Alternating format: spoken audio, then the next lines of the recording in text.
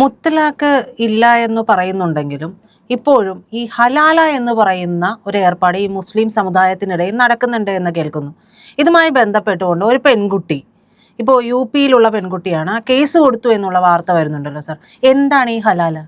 അതായത് മുത്തലാഖ് ചൊല്ലാം. ഇപ്പോഴാണ് മുത്തലാഖ് നിയമം മൂലം നിരോധിച്ചിരിക്കുന്നത്.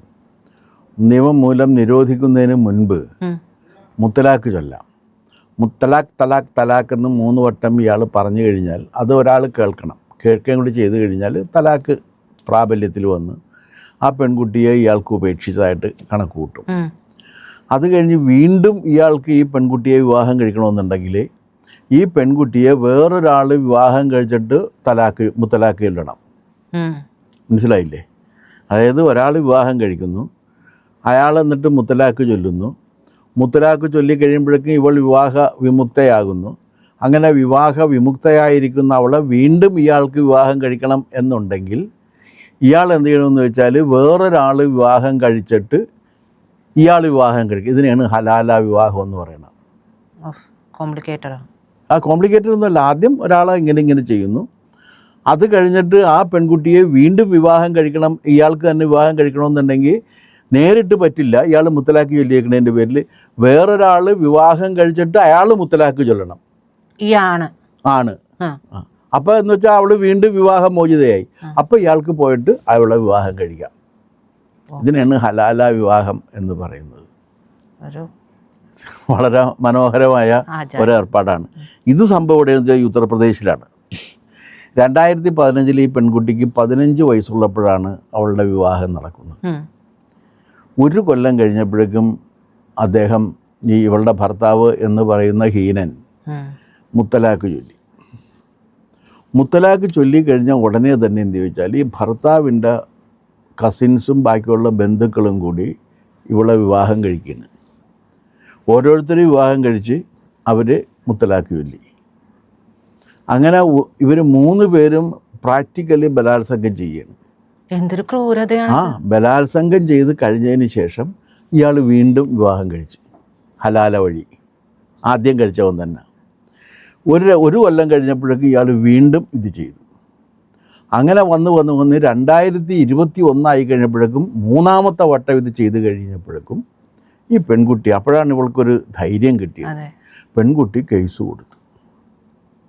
കാരണം തന്നെ ഈ കാര്യങ്ങളൊക്കെ പറഞ്ഞുകൊണ്ട് ഇപ്പോഴെന്ന് വെച്ചാൽ ഭർത്താവ് എന്ന് പറയുന്ന കക്ഷിയെ അറസ്റ്റ് ചെയ്ത് ജയിലിലിട്ടേക്കാണ്. ബാക്കിയുള്ളവർ ഒളിവിലാണ്. അവരെ അന്വേഷിച്ച് പോലീസ് പോയിക്കൊണ്ടിരിക്കുകയാണ്. അപ്പോൾ ഈ പെൺകുട്ടിയുടെ ബാക്ക്ഗ്രൗണ്ട് ശ്രദ്ധിച്ചപ്പോൾ മനസ്സിലായ കാര്യം, ഇവളുടെ മുത്തച്ഛൻ അവിടുത്തെ DSP ആയിരുന്നു പോലീസിൽ. അച്ഛൻ ലോയറുമായിരുന്നു. അപ്പോൾ ഒരു കാര്യം നമുക്ക് ഉറപ്പല്ലേ, ഇത്തരത്തിലുള്ള ബാക്ക്ഗ്രൗണ്ടുകൾ ഒന്നും തന്നെ മതപരമായിട്ടുള്ള ഇവരുടെ വിശ്വാസത്തിൻ്റെയും അതിൻ്റെ ആചാരത്തിൻ്റെയും അനുഷ്ഠാനത്തിൻ്റെയും കാര്യത്തിൽ ഇവരുടെ ഈ പറഞ്ഞ വിദ്യാഭ്യാസവും ബാക്കി കാര്യങ്ങളും ഒന്നും തന്നെ പ്രവർത്തിക്കുന്നില്ല എന്നുള്ള കാര്യം നമുക്ക് ബോധ്യമാണ്. അതെ, കാരണം അത് അപ്രസക്തമായിട്ട് നിൽക്കുകയാണ്.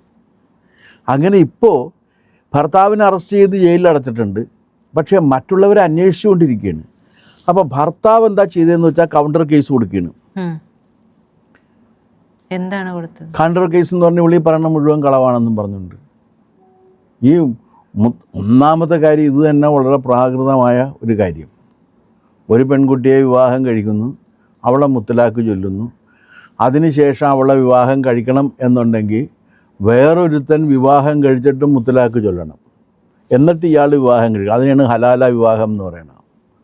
അപ്പോൾ അത് എന്തോ മഹത്തായ ഒരു കാര്യം ചെയ്യാൻ വേണ്ടി ചെയ്തതാണെന്നാണ് ഇതിൽ പറയുന്നത്. അപ്പോൾ ഇന്ന് വേറൊരു കാര്യമുള്ളത്, ഈ നിയമം മാറ്റാനും പറ്റില്ല എന്നാണ് പറയുന്നത്. അതെന്താണ്? ഇന്നത്തെ ഇന്ത്യൻ എക്സ്പ്രസ്സിൽ കാന്തപുരത്തിൻ്റെ വലിയൊരു ഇൻ്റർവ്യൂ കൊടുത്തിട്ടുണ്ട്.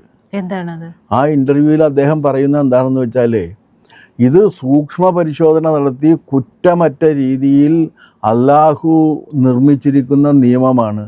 ഇതിൽ മനുഷ്യനൊന്നും ചെയ്തു മാറ്റാൻ പറ്റില്ലെന്നാണ് പറയുന്നത്. ഇറ്റേണൽ ലോയാണ്, നിത്യ നിയമമാണ്. അപ്പോൾ സാഹചര്യങ്ങൾ മാറുന്നതനുസരിച്ചിട്ടോ കാലം മാറുന്നതനുസരിച്ചോ ഈ നിയമം മാറ്റേണ്ട ഒരു കാര്യമില്ല. ഇനി ഇതിലേക്ക് വന്നു കഴിഞ്ഞാൽ നിങ്ങൾക്ക് ഏത് പദവി ഉണ്ടെന്ന് ഇരിക്കണം, നിങ്ങൾക്ക് ഏത് വിദ്യാഭ്യാസം ഉണ്ടെന്ന് പറഞ്ഞാലും ആ നിങ്ങളുടെ വിദ്യാഭ്യാസവും പദവിയും എന്തു തന്നെ ആയിരുന്നാലും ശരിയാണ്, നിങ്ങൾ മതപരമായ നിയമത്തിന് അടിപ്പെട്ട് തന്നെ കഴിയണം. ഇന്നത് വിസ്തരിച്ച രീതിയിൽ മറ്റിങ്ങനെ പറഞ്ഞിട്ടുണ്ട്. കാന്തപുരം കാന്തപുരത്തിൻ്റെയൊക്കെ തലയിൽ ആൾതാമസം ഉണ്ടോ എന്നുള്ളത്? അല്ല, ആൾതാമസം ഉണ്ട്. അവരുടെ മതം അങ്ങനെയാണ് പറയുന്നത്. നിങ്ങൾ കാന്തപുരത്തിൻ്റെ തലയിൽ ആൾതാമസം ഉണ്ടോ എന്ന് ചോദിക്കുമ്പോൾ ഖുറാനിൽ ആൾതാമസം ഉണ്ടോ എന്നും കൂടി ചോദിക്കേണ്ടി വരും. കാരണം ഖുറാനിൽ പറഞ്ഞ കാര്യമാണ് അയാൾ പറയുന്നത്. ഖുറാനിൽ അങ്ങനെയാണ് പറഞ്ഞേക്കുന്നത്. ഇതിൽ നിന്ന് ഒരു വള്ളി പുള്ളി വിസർഗങ്ങളിൽ ഒന്നുപോലും മാറ്റാൻ മനുഷ്യർക്ക് അധികാരമില്ല എന്ന് പറഞ്ഞു വച്ചിട്ടുണ്ട്. സർ, ഈ ഒരു മതരാഷ്ട്രം സ്ഥാപിക്കാനല്ലേ ഇവിടെയുള്ള പഹയന്മാരും കൂടെ ശ്രമിച്ചുകൊണ്ടിരിക്കുന്നത്? അതെ അതെ അതെ അതെ ഇവിടെയുള്ള മിക്കവാറും മുസ്ലിങ്ങൾ പരിശ്രമിക്കുന്നത് ഈ മതരാഷ്ട്രം സ്ഥാപിക്കുന്നതിന് വേണ്ടിയിട്ടാണ്. സ്വന്തം മകൾ ഇത്രയും ക്രൂരമായിട്ട് ബലാത്സംഗം ചെയ്യപ്പെടുക എന്ന് തന്നെ നമുക്ക് പറയാം. അതിൽ ഒരു അച്ഛനും മനോവേദനയില്ല. ഇല്ല, മതം ദൈവം പറഞ്ഞേക്കണാണല്ലോ ഇതിങ്ങനെ ചെയ്യണമെന്ന്. മോളെ പീഡിപ്പിക്കാൻ കൂട്ടു നിൽക്കുക എന്നുള്ളത് ദൈവം പറഞ്ഞിട്ടുണ്ടെന്ന് വേണമല്ലോ കരുതാനായിട്ട്. അല്ലെങ്കിൽ ഇത് ചെയ്യാൻ പറ്റുമോ? ഇത് ഈ പെൺകുട്ടി കൊണ്ട് കേസ് കൊടുക്കുകയാണ് ചെയ്തത്. യുപിയിലായതുകൊണ്ട് നടപടി ഉണ്ടാകുമെന്ന് പ്രതീക്ഷ. അല്ല, അതുകൊണ്ടല്ലേ ഇയാൾ ഇപ്പോൾ അറസ്റ്റ് ചെയ്യപ്പെട്ട് കിടക്കുന്നത്. ഇതെന്താ കാര്യം എന്ന് വെച്ച് കഴിഞ്ഞാൽ, മതം നിങ്ങൾക്ക് ഭ്രാന്തായി കഴിഞ്ഞാൽ എന്ത് ചെയ്യാൻ പറ്റും? അല്ല, KM ഷാജി ഉൾപ്പെടെയുള്ളവർ പറയുന്നുണ്ട് മതമാണ് മതമാണ് മതമാണ്. അതെ, അതാണ് അയാൾ പറയുന്നത് സത്യമാണ്. ജമാഅത്തെ ഇസ്ലാമിക്കാരൻ പറയുന്നതും സത്യമാണ്. എന്താ കാര്യം എന്ന് വെച്ച് കഴിഞ്ഞാൽ, അവരെ സംബന്ധിച്ചിടത്തോളം മതത്തിന് അപ്പുറത്തേക്ക് ഈ ലോകത്ത് യാതൊന്നിനും ഒരു പ്രസക്തിയുമില്ല.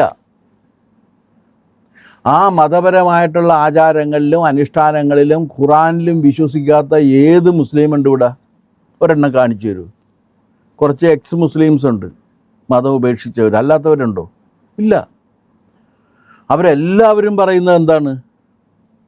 എല്ലാവരും പറയുന്നത് മതം മതം മതം എന്ന് തന്നെയല്ലേ. കാരണം ഇതിൽ പരിഷ്കാരമൊന്നും പറ്റില്ല എന്ന് പറഞ്ഞാൽ പിന്നെ എന്ത് ചെയ്യാൻ പറ്റും? നവീകരിക്കപ്പെടേണ്ടതല്ലേ? ഏത് മതവും നവീകരിക്കപ്പെടുക തന്നെ വേണം.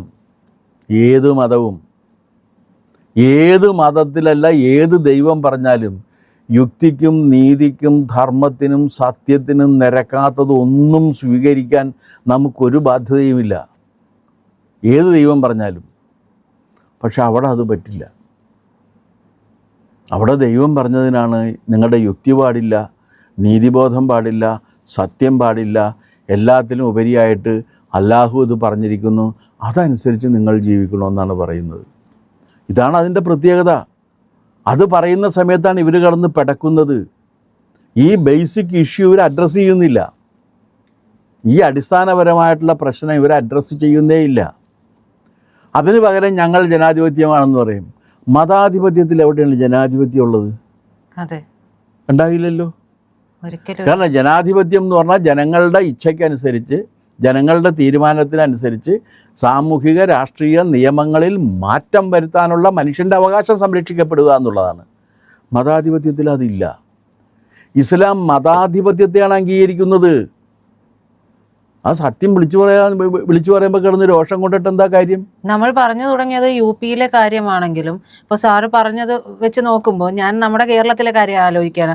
UDFനെ ഇപ്പോൾ പിന്താങ്ങുന്നത് മുഴുവൻ ഇത്തരത്തിലുള്ള പാർട്ടികളാണ്. അത് അവരെല്ലാവരും ഒരുമിച്ച് നിൽക്കുകയാണ്.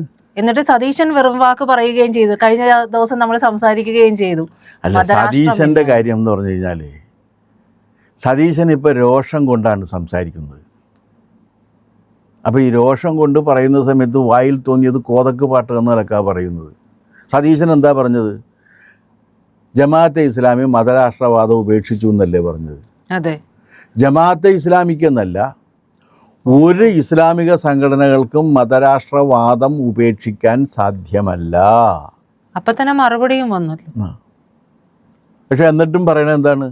അതൊക്കെ പറഞ്ഞു കഴിഞ്ഞു. അതൊക്കെ ഞാൻ നേരത്തെ പറഞ്ഞു. നുണ ഇങ്ങനെ ആവർത്തിച്ച് പറഞ്ഞുകൊണ്ടിരിക്കുകയാണ്. ഒരു രാഷ്ട്രീയ പാർട്ടിയുടെ നേതാവാണ്, പ്രതിപക്ഷത്തിൻ്റെ നേതാവാണ്. ഇത്രയും ഉത്തരവാദിത്വ ബോധമില്ലാതെ സംസാരിക്കുന്ന ഒരു പ്രതിപക്ഷ നേതാവ് കേരള ചരിത്രത്തിലുണ്ടായിട്ടില്ല എന്നുള്ളതാണ് വസ്തുത. മുത്തലാഖ് ഇല്ലാതെയാക്കി എന്നിരുന്നിട്ട് പോലും സ്ത്രീകൾക്ക് ഒരു രക്ഷയുമില്ലാത്ത ഒരവസ്ഥയിലേക്ക് വരികയാണ്. കാരണം എന്ന് വെച്ചാൽ ഈ മതത്തിൻ്റെ സ്വാധീനം വന്നു കഴിഞ്ഞാൽ സ്ത്രീകൾക്ക് രക്ഷയില്ല. അഫ്ഗാനിസ്ഥാനിൽ അത് തന്നെയാണ് സംഭവിച്ചത്. ഇപ്പോൾ ബംഗ്ലാദേശിൽ അത് സംഭവിക്കാൻ പോകുന്നു, പാകിസ്ഥാനിൽ സംഭവിച്ചുകൊണ്ടിരിക്കുന്നു, ഇറാനിലും ഇറാഖിലും അത് തന്നെ സംഭവിച്ചുകൊണ്ടിരിക്കുന്നു, ഇസ്ലാമിക രാജ്യങ്ങളിലെല്ലാം സംഭവിച്ചുകൊണ്ടിരിക്കുന്നു. അവിടെയെല്ലാം സ്ത്രീകൾക്ക് സ്വാതന്ത്ര്യമില്ലല്ലോ.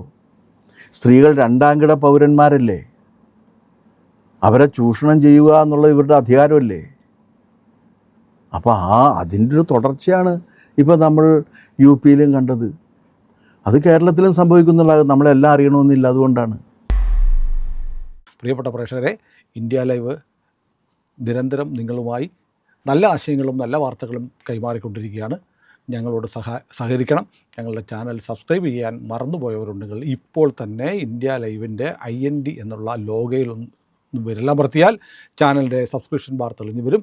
അതിലും തൊട്ടുപുറത്ത് കാണുന്ന ബെൽ ഐക്കണിലും ഒന്ന് വിരലമർത്താൻ മറക്കാതിരിക്കുക. നിങ്ങളുടെ പിന്തുണയാണ് ഞങ്ങളുടെ മുന്നോട്ടുള്ള പ്രയാണത്തിനുള്ള കരുത്ത്.